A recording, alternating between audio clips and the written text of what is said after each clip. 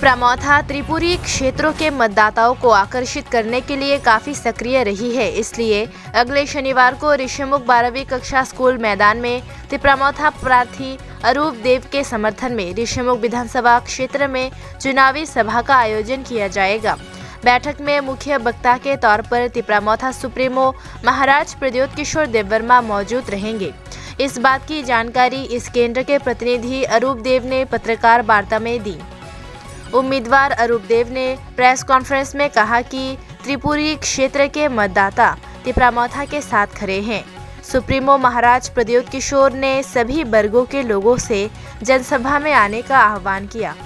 সাধারণ মানুষের আবেগকে পুঁজি করে আমরা এতদিন যে পরিশ্রমটা করেছি আমরা সেটার একদম অন্তিম কিনারায় পৌঁছে গেছি এবং সাফল্য আমাদের নিশ্চিত।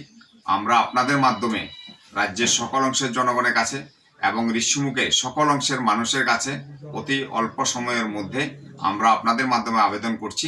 11 তারিখ দুপুর 12টায় ঋষিমুখ দ্বাদশ শ্রেণী বিদ্যালয়ে বিদ্যাজ্যোতি স্কুলে মাঠে সেখানে আমাদের জনসভা হবে, তিপরামৌথা দলের জনসভা হবে।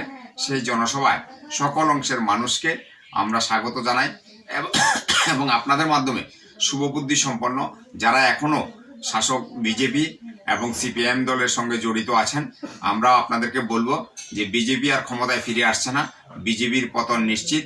সিপিএম দলও আর সেখানের মধ্যে ক্ষমতায় ফিরতে পারছে না, সিপিএম দলেরও পতন নিশ্চিত। একমাত্র তিপরামৌথায় সেখানের মধ্যে আপনার সরকার গড়তে যাচ্ছে।